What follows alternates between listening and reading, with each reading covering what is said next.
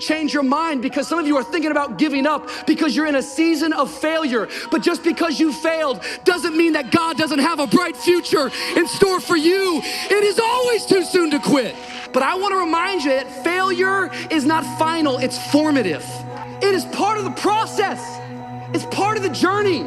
Your failure matters as much as your success. How do you think you're gonna grow if you don't ever fail? Yet some of you have failed and you have decided, well, guess what? I'm a failure. No, failure is an event. It is never a person. Just because you failed doesn't mean that you're a failure. In fact, failure is actually fuel for your future. The way that you grow, the way that you advance, you have to fail in order to succeed. Like every one of my successes is stacked on top of failures. You need to get a revelation today that the joy is not in the success, the joy is in trying. The joy is in the process.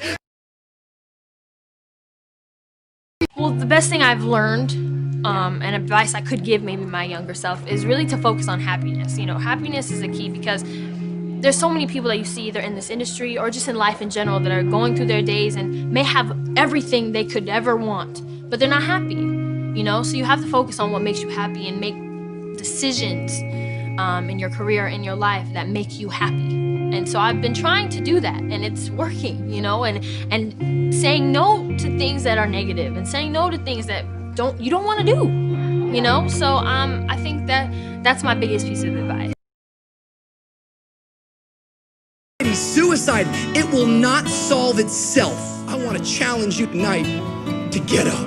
Why not do what you can do before you ask God to do what He can do? That even in your depression and anxiety and fear and worry, God is close to you. He's never left you. Get up.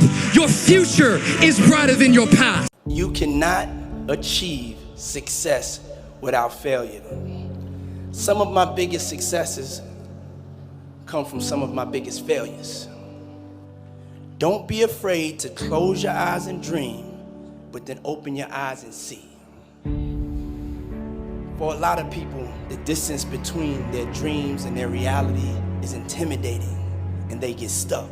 The only way forward is to decide that you want that dream so bad that you are going to work harder, you're going to get up earlier, you're going to stay later, you're going to push past the people who doubted you and laughed at you and hated on you.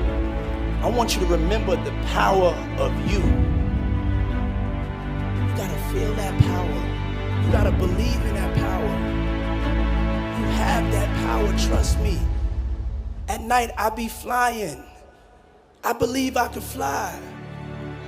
I am a unicorn.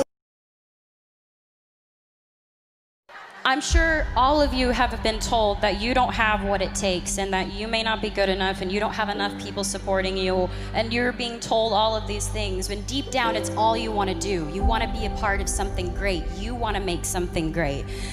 And it does more than knock the wind out of you. It crushes you when people try to tell you that you're not good enough.